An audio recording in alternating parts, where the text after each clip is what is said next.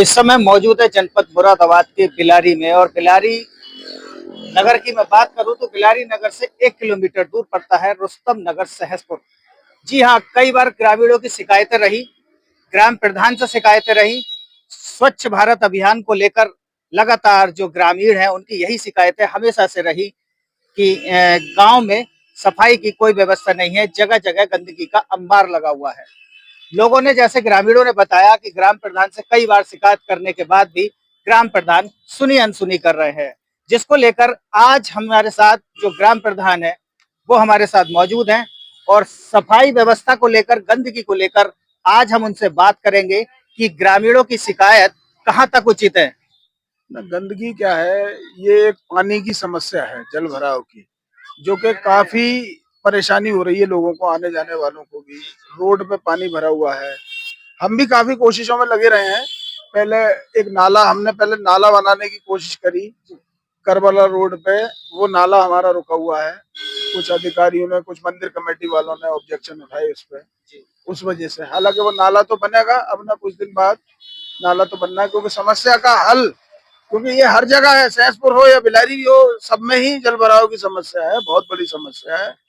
और ये समस्या कोई हल्की फुल्की नहीं है, और आदमी को परेशानी होती है तो शिकायतें करते ही हैं लोग। अच्छा, फिलहाल जो जैसे नाले का काम चल रहा है तो ये क्या करवा रहे हैं? ये नाला स्वच्छ भारत मिशन के तरफ से नाला बनवाया जा रहा है। इसके बराबर में नेशनल हाईवे वालों का एक नाला है, जो कि नाला पूरा चौक हो गया, भरा हुआ है। अब कई बार उन लोगों से भी शिकायत की। अब उनका कहना ये है, मौखिक जो उन्होंने कहा था, लिखित में भी दिए हैं उन्होंने लेटर हमें, और हमने भी दिए हैं उन्हें। उन्होंने मौखिक कहा, बोले भाई ये हमारा नाला है, इसमें आप ग्राम पंचायत का पानी मत चलाओ, अपने नाले खुद बनवाओ। तो उस बात से हम लगभग इसकी 4 महीने से तैयारी में लग रहे थे, नाले की खुदाई की।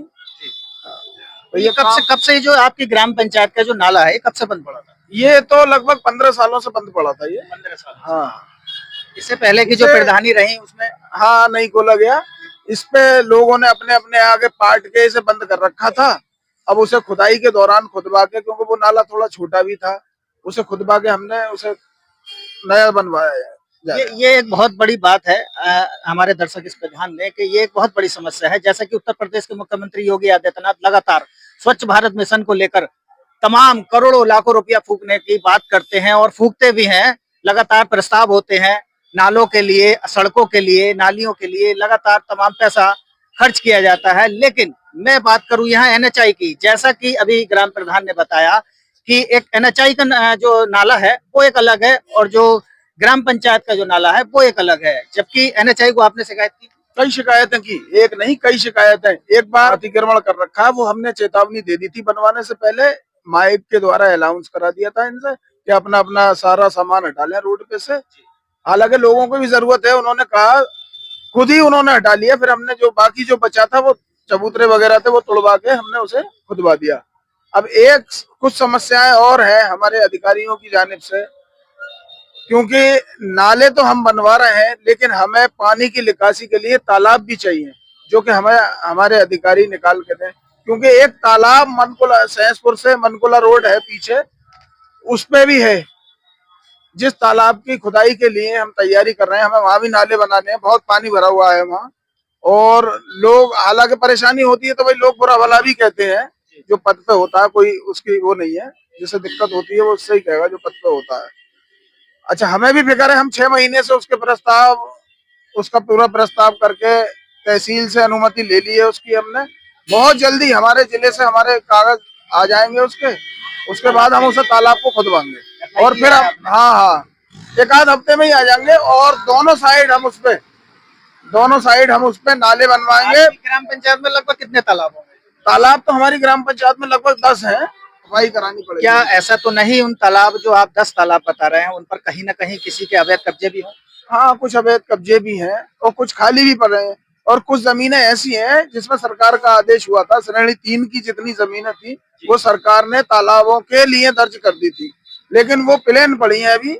उसमें से जहां हमें जरूरत होगी तालाब निकलवा के, हम उन तालाबों की खुदवाने की कोशिश कर रहे हैं। ये एक बहुत बड़ा सवाल है। पानी जो है, जो गंदा पानी है नाले का, वो आखिर जाए तो जाए कहाँ? क्यों? क्योंकि तालाब बचे नहीं। कुछ लोगों ने तालाबों पर अवैध कब्जे कर लिए। लगातार आपके द्वारा भी शिकायतें गई होंगी। हाँ, अधिकारियों लोगों से? ने शिकायतें करी हैं। हाँ, अधिकारी भी आते हैं तालाबों का मुआयना, हमारे एसडीएम साहब भी आए थे जल भराव की समस्या को लेकर, वो भी काफी चिंतित हैं। उन्होंने सहसपुर का सबसे बड़ा तालाब, एक सूखा तालाब है हमारे यहाँ, जो कि लगभग 60 बीघे का है, वहां भी गए, सारे तालाब देखे थे उन्होंने उस दिन।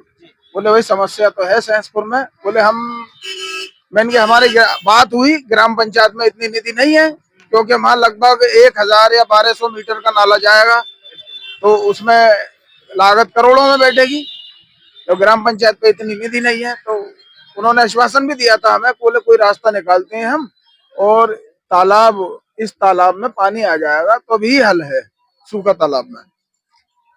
जहां तक कि प्रधान जी की मैं बात करूं तो प्रधान जी भी लगातार यही कह रहे हैं कि अधिकारी आते हैं, मुआयना करते हैं तालाबों का, सड़कों का, गंदगी का, लेकिन मिलता क्या है अंत में? आश्वासन।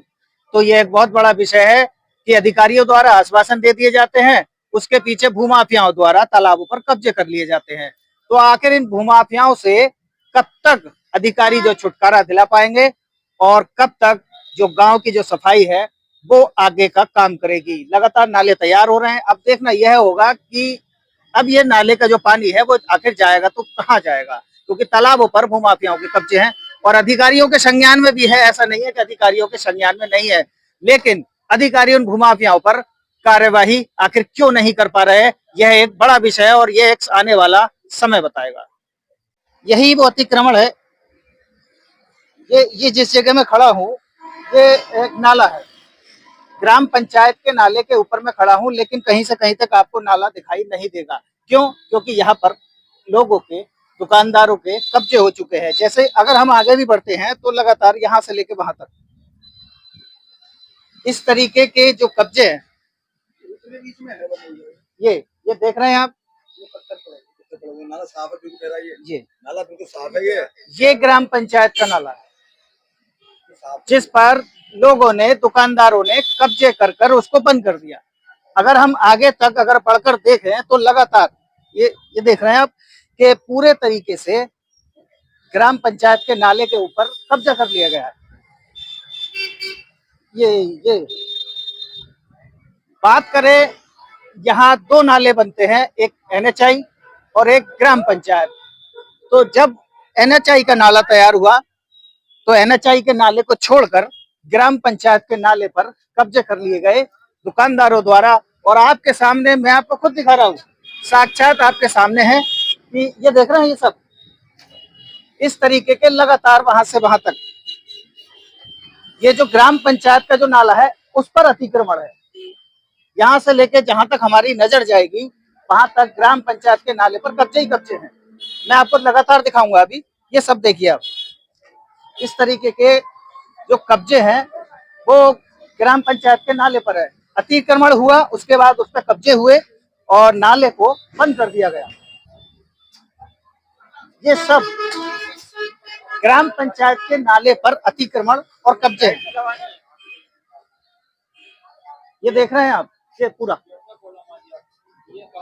इस पर तो तस्वीरों के माध्यम से आप देखिए, ग्राम पंचायत के नाले पर इस पर तो पूरे तरीके से अतिक्रमण है। ये आप देखिए जरा तस्वीरों के माध्यम से, ये पूरा का पूरा बकायदा टीन से डालकर ही कब्जा कर लिया गया है इस पर। और अगर हम आगे चलते हैं, आगे भी आपको दिखाएंगे।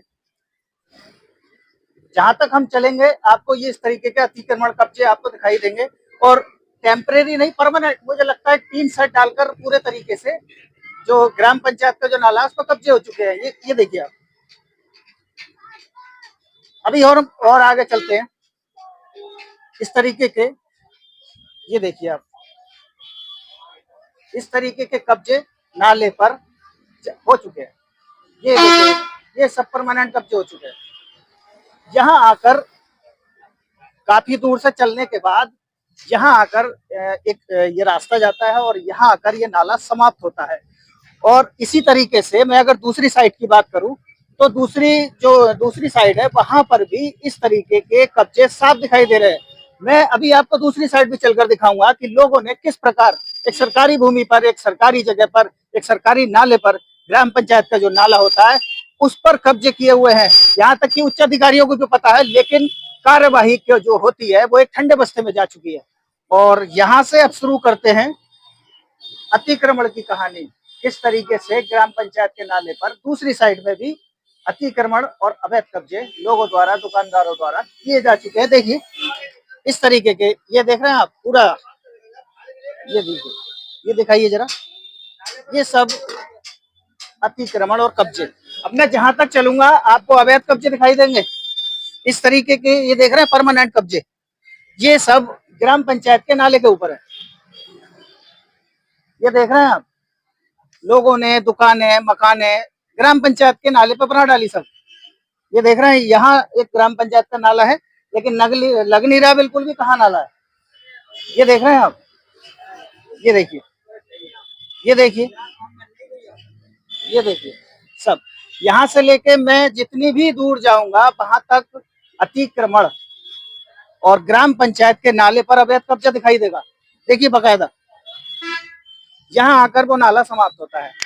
लेकिन एक बहुत बड़ा सवाल यह खड़ा होता है, जहां उत्तर प्रदेश के मुख्यमंत्री योगी आदित्यनाथ स्वच्छ भारत मिशन को लेकर कहीं ना कहीं सख्त दिखाई दे रहे हैं, तो वहीं दूसरी तरफ जो अतिक्रमणकारी हैं, जो अवैध कब्जेदार है, उनको किसी भी प्रकार का कोई खौफ नहीं है। कानून का जो डर है उनके दिल और दिमाग से जा चुका है। अधिकारियों के संज्ञान में भी है, लेकिन आखिर देखना यह होगा कि कब तक इन अतिक्रमणकारियों पर कार्यवाही होगी, कब तक ये जो नाला है ये कब्जा मुक्त कराया जाएगा।